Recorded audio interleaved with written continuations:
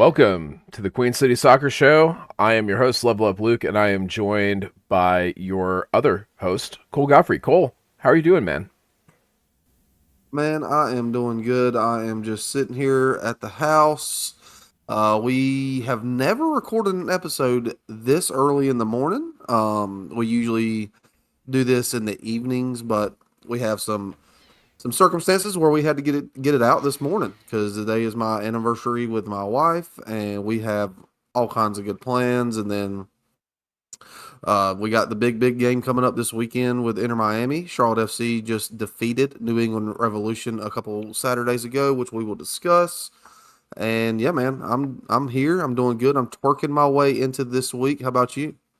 Well, that was a very comforting image. Congratulations on the anniversary. I have my coffee. I'm ready to go. I'm normally not a morning person, but with my kids back in school, I've been having to get up earlier and earlier, and here we are, man. This is what we do as dads, as podcast hosts. We got to get it done. So I was looking at some of the social media going into this game, and obviously with Charlotte FC, the conversation is all about history right now, Cole. This has been a historic run for the club. We had a fantastic run earlier in the season that saw us catapult to first place in the East. However, we had a bad time in June and we lost a lot more than we won. We dropped out of playoff position altogether, but we're back on an 8 game winning streak.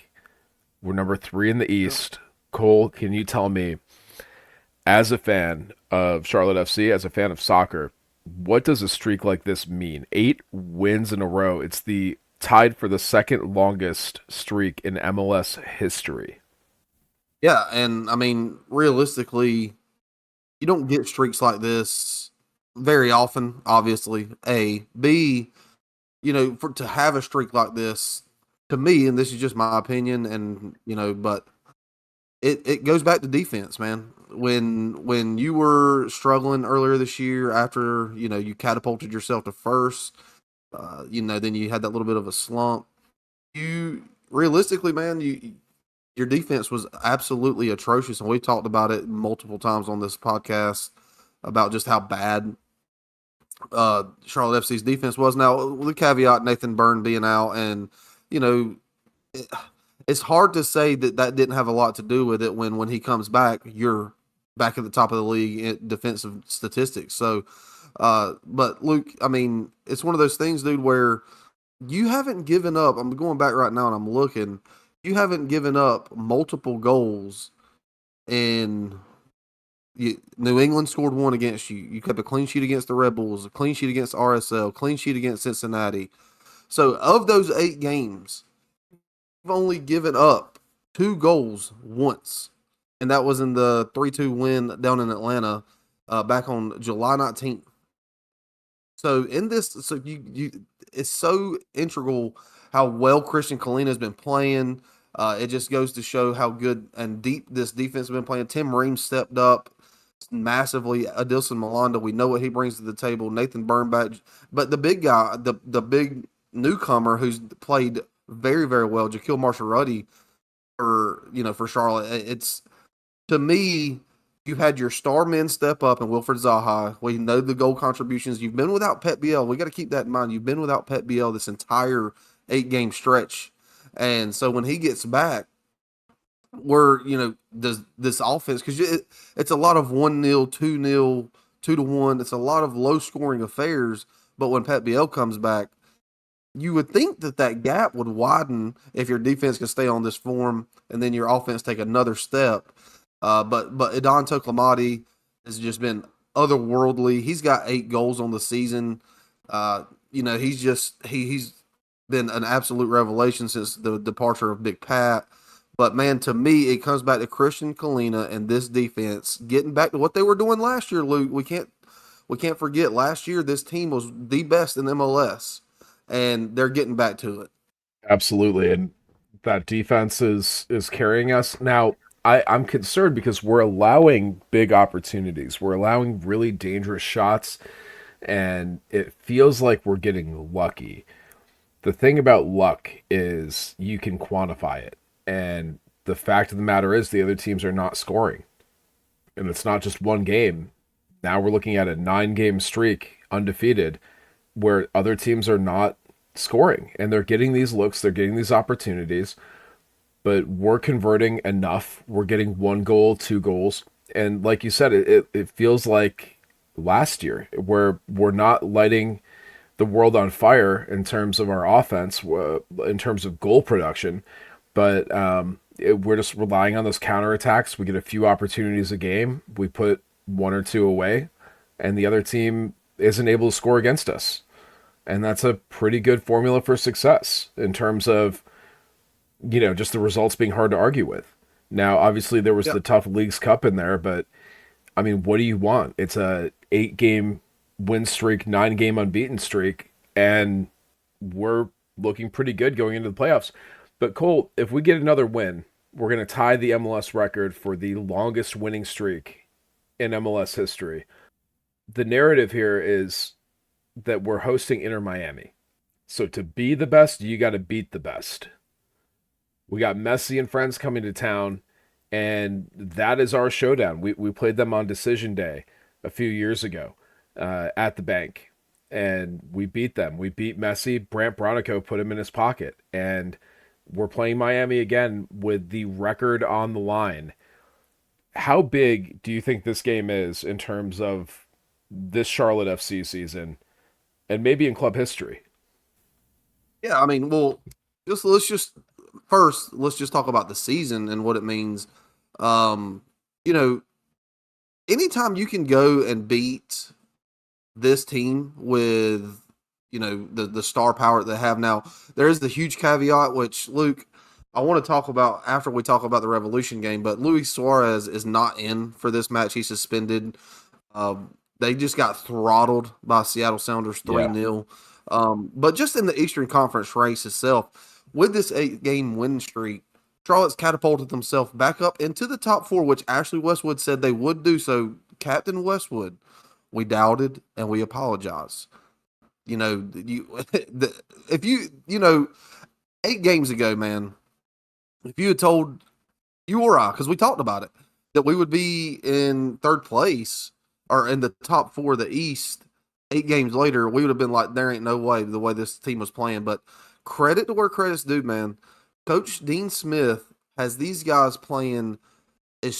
And you know what? I'm going to kind of echo something you said a second ago that, this team, we're giving up our XG, like even the New England Revolution match, which we'll discuss here in a minute. They outperformed you in XG. That they're getting bigger chances. I think the difference, Luke, is Christian Kalina has fell back into that form of a season ago, the reigning MLS goalkeeper of the year. But getting back to this, Luke, you're sitting in third on 50 points. Miami's sitting in sixth on 46 points, but you have 4 games in hand. So how massive this game is to come out of this with a win, not, historically, obviously, the significance that it brings, and then for it to be Charlotte FC to do it with, and again, we have to keep the caveat in there that Pep Biel is still not in this team. He's still out dealing with that hamstring injury. He is getting closer to return, but he's still not going to be in. So if you can get this, that puts you on 53 points, and it keeps them down. And I'll be honest with you, Messi, how he is on turf, whether he plays or not, plays the whole game, that's always up in the air when it comes to enter Messi. But not having Luis Suarez for this match for them is absolutely massive the way our defense has been playing. Yeah, totally agree. Cool. So I'm looking at the standings here. When you were talking about a month ago, we lacked the faith. I totally agree. So apologies to Ashley Westwood. He said basically we were going to win out the season, and he has been completely right so far. We have obviously undefeated streak going here. So we have the best run of form in MLS. And when I'm looking at these other teams, you have to look at how many points have they dropped in their recent form. And Cincinnati has dropped 10 points in their last 5 games. Yeah. Philadelphia has dropped 4 points in their last 5 games. We're catching up. Nashville is in free fall. They've dropped 12 points in their last 4 games. So we're getting the help Yeah. we need. We're getting the help we need from the table around us, and we're taking full advantage. Yeah, man. And, which we needed when we talked about this, if Charlotte were to do the unthinkable and get back into the top four of the East, yes, you are going to have to, you're going to have to control your own destiny, worry about what you can control, which is the game at hand, the game in front of you, and win those games. And Charlotte has done that. The variable that is out of their control, for some reason, man, it never happens for any of my teams in any sport ever in the history of my life. But the chips have fell very, very good, and teams have dropped points in a staggering a pace, and it's just benefited Charlotte, man. Charlotte is obviously they're the hottest team in the league, but when you top that on with Cincinnati dropping points, Philadelphia, Nashville, even Orlando City, even Inter Miami dropping points left and right, dude, the sky's the limit. I mean, if you look at it, so Charlotte has Inter Miami next, obviously. So NYCFC, and then we're looking at yeah, Montreal, DC, and decision day against Philadelphia Union, number one so that in MLS. yeah, and that's what I was getting ready to say because I knew that we finished up on decision day with the Union, and man, if you that could be an absolute massive, massive decision day for Charlotte FC if they are, if Philadelphia continues to drop, you play NYC. If this streak continues, even if it's not a winning streak, and you do draw against Miami, or if you draw against NYCFC or one of these teams, but they keep dropping points, dude, the sky really is the limit if things keep going the way they're going. But Luke, let's talk about the most recent game for Charlotte FC, where they traveled up to Gillette Stadium, the home of the New England Patriots and the Revolution. And again, we've talked about it, but they come out on top 2-1. And dude, this was another very close game. And New England Revolution, they outperformed you in XG, which we talked about. And it didn't matter. But if you're looking at the momentum chart, the first 20 minutes of this game, Charlotte came out and with their hair on fire. And in the 20th minute, I believe it was, the Revolution had a very, very good chance. And Christian Kalina, it was like 2 minutes before the goal for Brant Bronico. So it was actually before that. It was about 10 minutes in. The Revs had a very, very good chance. And Charlotte takes that, goes right back down the field. And then, dude, just a great, great team goal. Wilfred Zaha, beautiful, beautiful pass to set up Kerwin Vargas, who heads it back across the box. And Brant Bronico's there unmarked and heads it just over the line. And you go up 1-0. Brant Bronico going over doing the Cam Newton celebration. And you're off 1-0 in the 12th minute. And just a few minutes later in the 24th minute, Ganago, he does equalize for New England Revolution. And this is a cagey affair, man.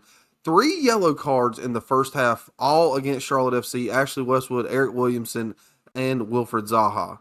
Yeah. Uh, and then, dude, going into halftime, you come out. Brant Bronico gets a yellow card. Idanto Clamati gets a yellow card. So before the 65th minute, you got 5 players sitting on yellows, and you haven't even made a substitution yet. Now, Nikola Pekovic comes in for Brett Bronico. Abada comes in for Kerwin Vargas. And Luke, the big one though, man. The big one, set piece, 87th minute.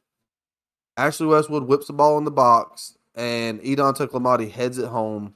He twerks his way into a fine and into the bad graces of MLS, which I want to discuss. But dude, I thought about this, and when he did the twerking celebration, this is a ridiculous thing to talk about, but I do want to talk about it. When he did the twerking celebration, I thought to myself, I was like, man, you got to be careful. Edon was already sitting on a yellow.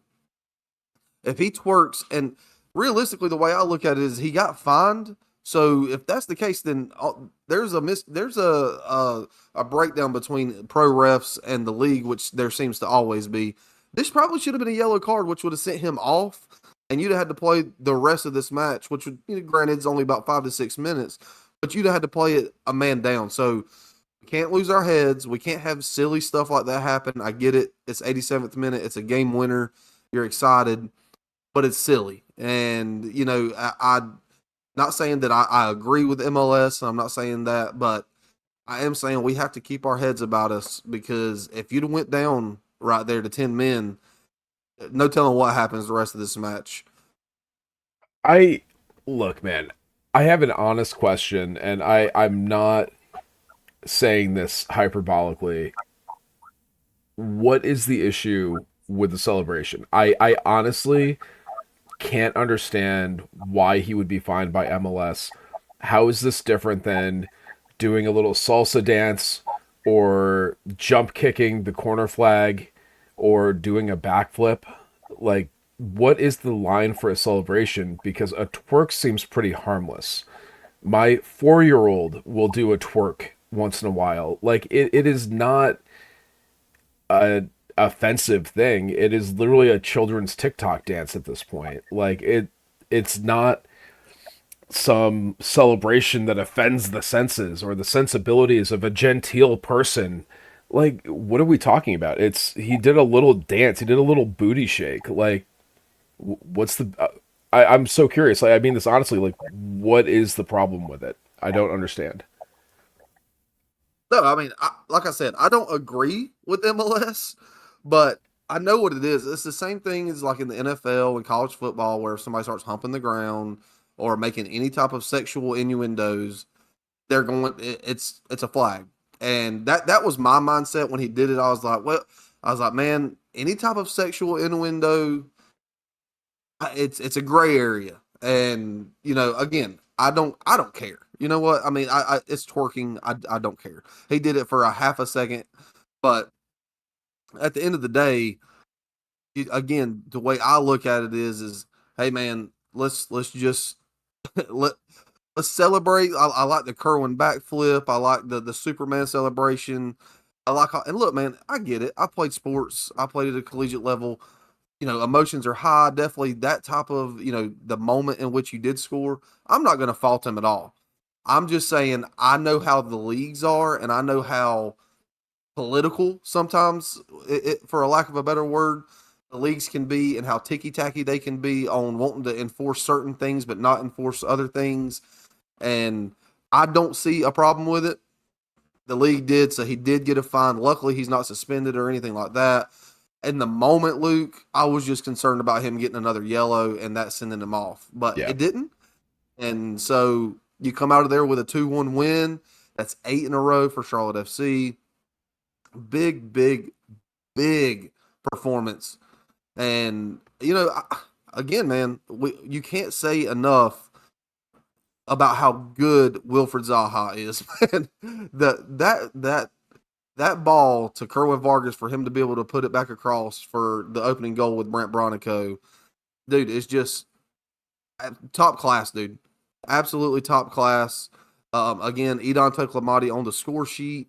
The dude is just scoring goals for fun. He'll be up to double digits before the end of the season, which is a true testament to his ability, because obviously the first half of the season he wasn't seeing the minutes that he is now, because we had Big Pat, Adilson Malanda, Jaquil Marshall-Ruddy, Nathan Byrne, Tim Ream, Christian Kalina.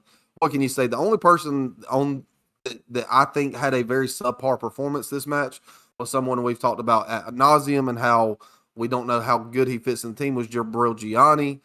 Um, so, you know, but at the end of the day, you do get another win to throw you up into third place in the East. absolutely. Let's talk crowns. Who are you giving your man of the match to, Cole? I, I'm gonna give it, dude. I'm gonna give it to Edon. I mean, I just the moment. Look, something that this team, and even with when we had Big Pat, as big as he was, something this team has always struggled with since their inception has been heading balls on target and getting headed goals, man. I mean, we just don't see it a lot from this team, whether it comes from a free kick or from run a play. We don't see it a lot. So for Edon to get that goal by way of being a header in the moment that he scored in the 87th minute in the dying embers of the match to go ahead and give you all 3 points, just the run of form that he's been on, and I'm going to give it to Edon. How about you? You know what? I'm gonna second yours here. I'm gonna go with Edon, but I do want to give an honorable mention to Brant Bronico for scoring one. I think Vargas had a great game. Wilfred Zaha's a difference maker, but like I got to give it to Edon because he's absolutely changing the game for Charlotte. And as we wait for Pep Biel to get healthy, to be cleared to come back on the pitch, we needed an Edon Toklamati, and he has stepped up big time. Archie Goodwin comes in at the end of the game. We get a brief cameo from the Australian A League Golden Boot winner. And Toklamati, though, has just held it down at the striker position. He's been our offensive output, our talisman during this winning streak. So, we shout out Christian Kalina on the last episode, and I think we got to shout out Toklamati on this one. Yeah. And again, man, Wilfred Zaha, that first goal, I mean, just creating something, that ball. I mean, if y'all didn't get a chance to watch the game or the highlights, go back and watch how good his vision is and the pinpoint accuracy that pass to Kerwin over there at the far post. And again, shout out to Kerwin, man. He gets the assist. He's not credited with it for some unknown reason, but he got the assist, and Kerwin Vargas continues on that right side to just be consistent, which is all we've asked him to be for the past 2 seasons. He's a very emotional guy, which we've talked about, but he's been inconsistent. And this 8-game stretch, he has been the epitome. He has been the epitome of consistent, and he's taken that job from Liel, man. One of your designated players is seeing the bench because Kerwin's playing so good, which again we've talked about. But Liel, I don't know how much longer he's going to be with the team. And Luke, do you, say they get rid of Liel, do you give a DP spot to Kerwin? Do we give a DP spot to Kerwin? That's a hard no from me. I don't think there's any justification that I could see for that kind of a move. I think you could see him be up to maybe a max salary player, but if he wants that kind of money, he's going to need to get a move to a different club because just his history with Charlotte and the questions about reliability and development, I don't see him. I see him as an MLS starting caliber player. I don't think I rate him as anything more than that at this point. Yeah. Well, I had just seen some takes on Twitter about it, and I was curious to get your opinion on that. I love him. I Well, love Kerwin. I hope he stays with the club. I do. I think he should be paid fairly. I just think that his level of performance, I think fair salary would be MLS starting player level. Now Pep Biel, that's a DP right there. Toklamati, right now, he's an MLS starting quality player. I could see him getting to a DP level. yeah, definitely. And look, man, definitely if he continues the form that he's in, and you go into the playoffs and he's still bagging goals, man, you look, man, the sky's the limit for this team. Yeah. Which brings me to what we talked about. We kind of touched on a little bit earlier in the Inter Miami match.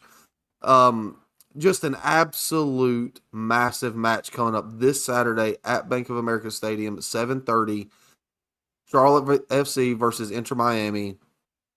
Miami, like I said a few minutes ago, they're going to be without Luis Suarez. He was suspended. They got absolutely thumped in their last match against the Seattle Sounders 3-0. And yeah, man, I can't state how big of a game. Now, don't get me wrong.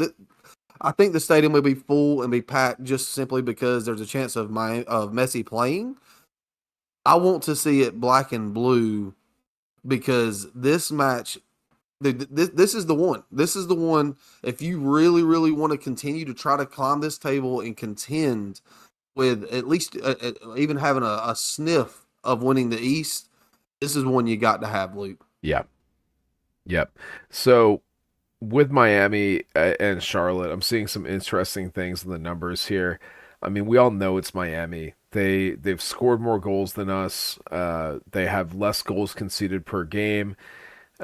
They have less games played, so their fixture congestion is still coming up. They're going to be playing about twice as many games between now and the end of the season as we do. So we'll be more rested, in better form. They're going to need to expend more energy during this stretch just to, get their playoff spot secured. So there are questions about, can they hold up with this schedule and then going directly into the playoffs? We have a little bit easier time of it, and we have more time between our matches to recover and recharge. I will say one interesting stat that I'm looking at here is clean sheets. Charlotte FC has 10 clean sheets on the season. Miami has 4. So there's only been 4 games where they did not allow a goal. They're vulnerable. If we can get 1 or 2 or 3 goals up on the board, then it's going to be tough for them to beat us. We know they have Messi. They don't have Luis Suarez. You can't spit on people and start fights after you lose a game. That's not how it's done. Honestly, I think this 6 game suspension for Leagues Cup plus 3 games in MLS play might have been a little bit on the light side. I think he's a scumbag. He's already had 2 strikes biting people. I think you Yeah. spit on somebody, you start a fight, a fist fight with the other team. Honestly, man, like you've had your chances. Everybody knows Miami gets away with everything. I think the league, it's a good chance for them to say, suspended for the season, make a point. And they didn't do that, but they did do something. On paper, MLS did not have to add on an additional suspension outside of the League's Cup suspension. They did add in an extra 3 games of MLS play, which means he is out this weekend versus Charlotte FC. That was the right thing to do.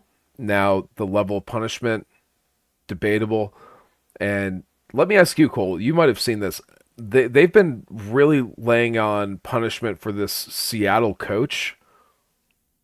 What was the Seattle coach's involvement? Because the videos I've seen, it looks like Luis Suarez is instigating, and some other Inter Miami players are kind of backing him up. It looks like Miami are the bad guys in the videos, but MLS and Leagues Cup have punished this Seattle assistant coach as well, which I don't seem to understand. Yeah, I mean, I'm with you. I mean, from everything I've seen, Luis Suarez was the catalyst in what took place.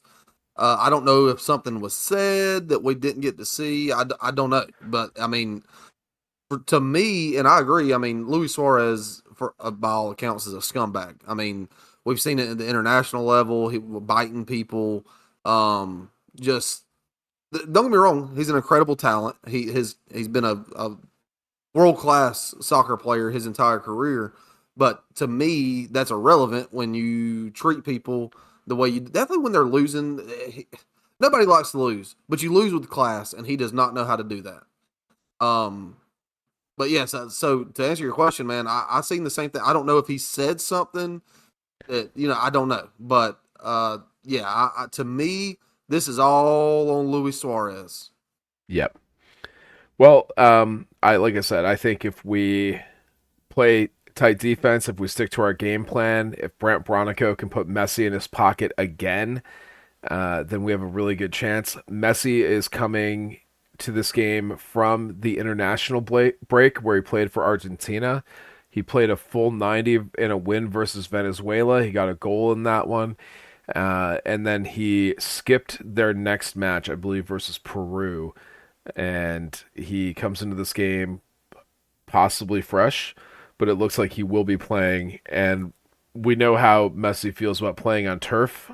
Bank of America is not installing a grass pitch just because Messi is coming to town this time.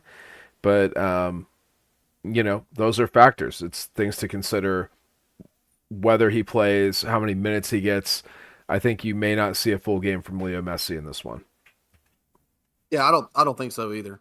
I think it'll depend on the situation, but I could see a real possibility where he doesn't play at all. Unless he comes in. I don't know. I mean, who knows? But what's interesting, Luke, is you know, Inter Miami just got thumped, like I said, in the Leagues Cup final by Seattle. They play Charlotte, but then Tuesday, just September 16th, they play Seattle again.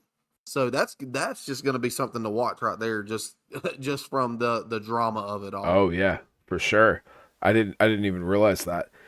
Cole, speaking of Messi and on the international window, let's talk about Charlotte FC on the international window. We had three players called up. We had Tim Ream, obviously the U.S. men's national team. We had Nympha Berchamus from Crown Legacy slash, the first team. He has made his first team debut.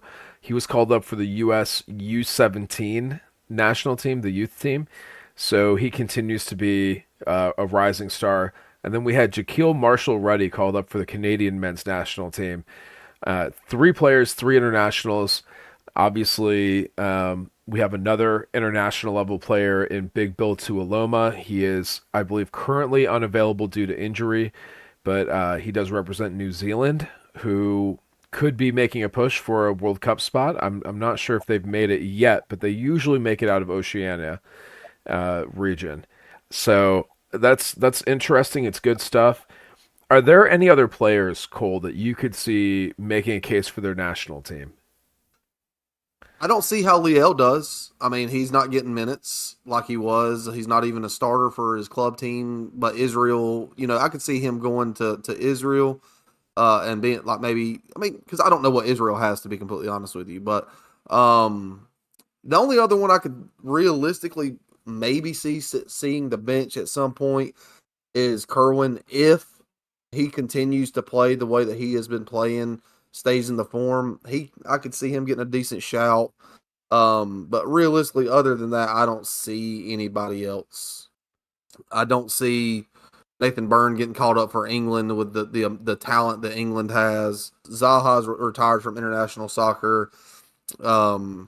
Now I can see Edon Toklamati for sure getting called up with Israel. Definitely, he stays in the form because again, I just don't know what Israel has, but I could definitely see Edon going up to Israel and being called up.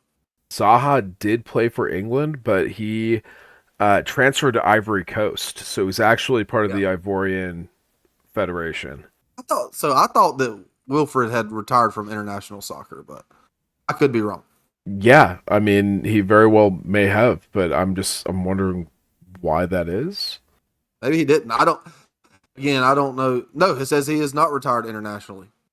Yeah, he was omitted from the 2023 Africa Cup of Nations, and so he's not technically retired. But again, I don't know enough about the Ivory Coast, who they have. I don't Yeah, I know. don't I know either. the quality. I know the quality is obviously still there for Wilf. Um, but for him to be left off, and he was battling injuries back in 2023, so I think there may be a shout. Yeah, so there's an article from the New York Times last year titled Wilfred Zaha and Ivory Coast, a fractured relationship. Yeah, it looks like he's been omitted from the lineup. That's rough. All right, well, anyway, moving on. I think we can put a pin in that and celebrate the three players we did have go on international duty. In the future, we may have more. Obviously, some young players. Brian Romero's gotten some caps with the U.S. youth national team. Nympha, we've had a few others. I think Koulibaly, who just got promoted to the first team roster. He's playing for Crown Legacy. Baye Koulibaly, I think he could be getting some time and some youth national team minutes. We also added a Beninese, which is a African country, Benin, Rodolfo Aloko, and he came from a Croatian club. He's going to be joining after the season, so look for him in the new year. He's going to go the Crown Legacy route. I think we covered both of those moves on the last episode. We got Inter Miami coming up. Cole, let's move on. Charlotte FC also released their annual charitable giving report, the community impact report. And I don't know if you had a chance to look at this, but they put one out last year as well, and it just gives a lot of data and numbers about how much money how many minutes, how much tangible benefit they've brought to the Charlotte community. Have you had a chance to look through these numbers? I have not actually. Okay, so I'll just go through some of the highlights here. You talk about over 7 million active minutes played by youth teams across the Charlotte FC youth training program. Uh, Over 22,000 school supplies donated to Title I schools locally in the Charlotte metro. Over 3,000 youth served through camps and clinics. Over 5,000 match tickets donated to the community and nonprofit organizations. Obviously, they have a number of sponsors that they have brought in to help with the community impact. They named some individuals within the organization that have made a big difference. So shout out to everybody involved. Dave and Nicole Tupper are the head of the Charlotte FC and Carolina Panthers.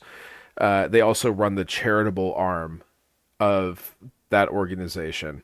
So, credit where it's due. I think having a club like Charlotte FC that prioritizes community outreach is a great thing for the Charlotte area. Yeah, for sure. Well, look, while we were talking about international soccer, I wanted to kind of touch on the United States men's national team, if you don't mind. Sure. Yeah, So, big developments there. the yeah, so the USMNT this international break did have a couple of games, and they brought back the big quote unquote big boys, if you will. They played South Korea and Japan. The first fixture they played was against South Korea, and Luke, they thoroughly went out there and got thumped. Yep. Heung-min Son with a goal. They got beat 2-0.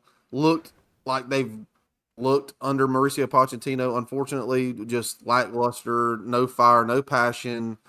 Um, and then, the critics come out in force, which you can't fault because the talent on the roster, I don't know what's going on with Christian Pulisic, dude. He looks a shell of himself. He looks disinterested. He looks like he does not want to be there. But a lot of critics come out and they played Japan yesterday, and Japan's a good side. They were missing a couple of key pieces, but the U.S. actually wins a game, man. They won 2-0. Zendejas with a goal in the 30th minute, and then Fuller and Balogun with a goal in the 64th, and to spark some sort of life, maybe. And that Zendejas volley goal was sensational. But maybe to spark some sort of a life into U.S. men's national team as we continue to soldier on into the World Cup year coming up here in 2026. And yeah, man, did you get a chance to watch any of these matches? So I did see bits and pieces. Honestly, they're on kind of off nights and I've had other things going on, but I don't know what to make of this, right? Because you have South Korea, which it's a good team for sure, and we get absolutely hammered by them. Shout out to Sun, LAFC, and they packed out the house in New Jersey. It was so loud in there, especially after they scored. That was like a South Korea home game on U.S. soil, and the tickets are so expensive. They're pricing out the average American fan. So yeah, the international community that this may be their one chance to see their team play on U.S. soil is going to pay for those tickets. I just I kind of disagree with the whole U.S. soccer model. I would prefer that we had home games on home soil instead of playing away games at every home stadium. Right. It's rough, but does it help you for the World Cup preparation? Playing in a hostile atmosphere, I suppose it does. We're not really going to play off U.S. soil very much. We host every tournament, it seems like. Yeah, man, the performance against South Korea was not good enough. I don't completely buy into the criticisms of Pochettino, but dude, I don't know what the next step forward for this team is. And we can talk about the next game. Like, it's not about the results, it's about the process. And I'm not seeing what I want to see from the process currently. How about you? Yeah, no, it's atrocious. I've seen a lot of takes about firing Mauricio Pochettino, yada, yada, yada. Matthew Doyle, who, he's, you know what? I'm going to say it. I'm going to say it. I prefer to listen to Lexi Lawless over Matthew Doyle. Matthew Doyle gets under my skin. I don't know why I let him. He's done it for years and years and years and years. But he's such a look, man. We have an MLS podcast. We love grass soccer. We talk about it all the time. But he is such an homer that it's mind boggling. He's such a Berhalter defender that it's mind boggling. Not saying that everything was on Greg Berhalter. It's to me, it's a federation level disaster at this point in time. But with that being said, it is Mauricio Pochettino's team, and he ain't going nowhere till after this World Cup. People might as well just go ahead and forget about that.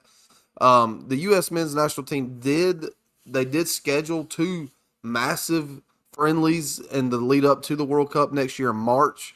Atlanta in Mercedes-Benz Stadium, the U.S. will play Portugal. So big news: Cristiano Ronaldo and Portugal playing down in Atlanta. That's close to us, so it's a good opportunity for us to go get to see them if it's not $1,000 a ticket. And they'll also be playing Belgium in that same window, more than likely probably going to be in Washington, D.C. But those are going to be two very, very telling tests of what this team is going to look like going into the World Cup next summer. But, yeah, man, I don't know what to make from it.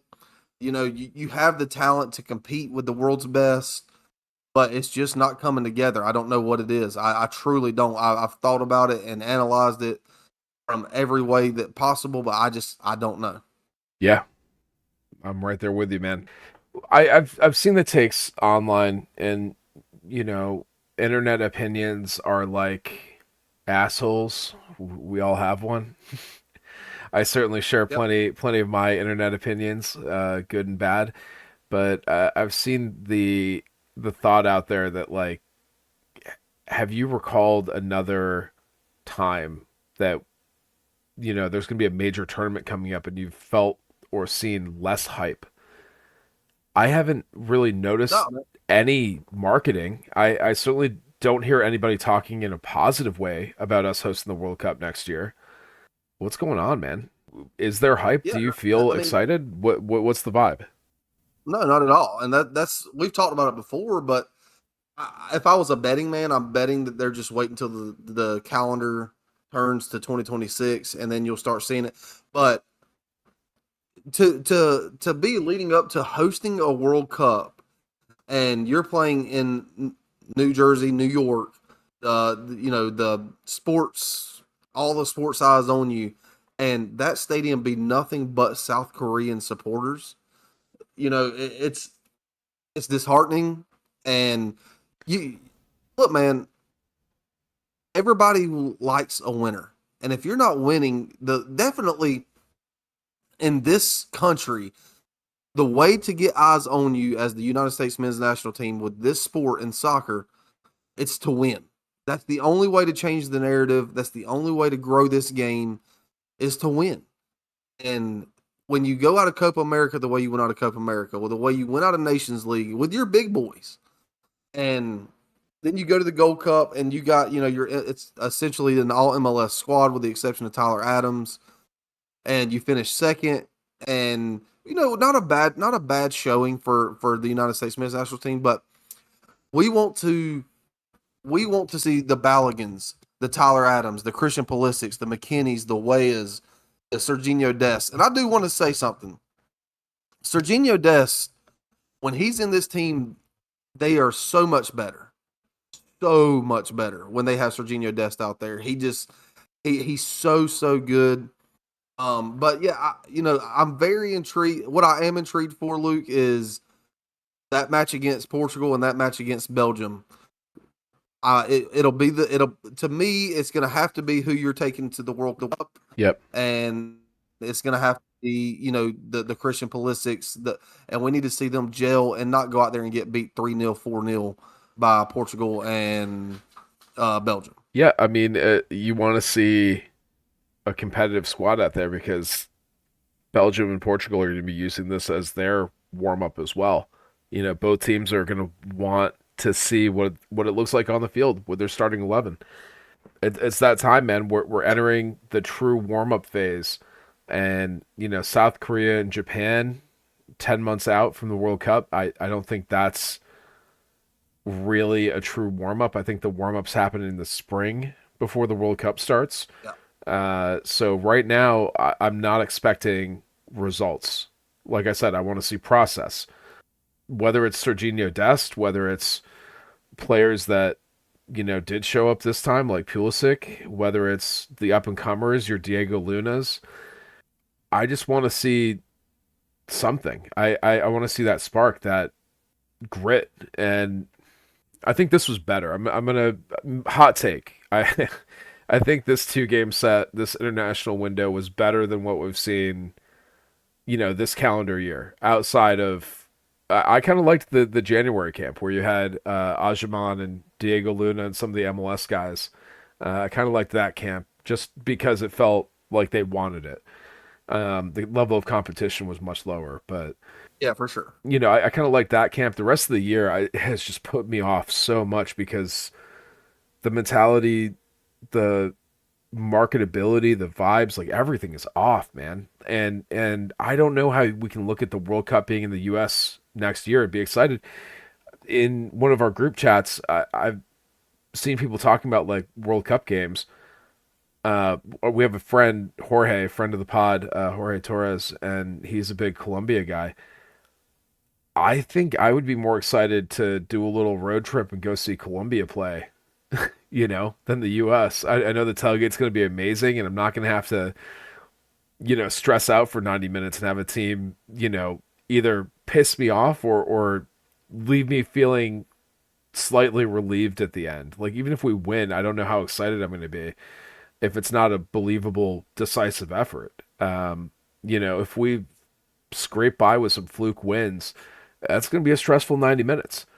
We're going to have games all over this country from a lot of interesting national programs. For me, that could be like, Scotland could be making it. Ireland could make it. The Euros are going on. The Euro World Cup qualifiers are going on now. So we'll see who comes out of that. But, there's always a small country like your Iceland, or I think Cape Verde is on the verge of making it from AFCON. And that could be the second smallest country to ever make the World Cup. Japan, South Korea, I would love to see them play. Lots of storylines, man. There's just lots of storylines. Well, you got to remember this World Cup is expanded to 48 teams. So, it's going to be a bigger World Cup. The official draw for the World Cup for what groups you're going to be in is going to be Thursday, December 5th, 2025 at 12 noon Eastern. Luke, I got to wrap this thing up, man. Real quick, I'm going to tell everybody where they can find us at QCS Pod on Twitter. Any social media platform, QCS Pod, Instagram, QCS Pod _, and follow us on Spotify, YouTube, Apple Podcasts. You can get us anywhere you want to listen. Luke, that does it for me, man. Like I said, it's my anniversary, and I'm getting some looks. So. Well, enjoy, man. Happy anniversary, and we'll see everybody out at Bank of America on Saturday. Thank you so much. As always, Cole, it is For the crown. For the crown.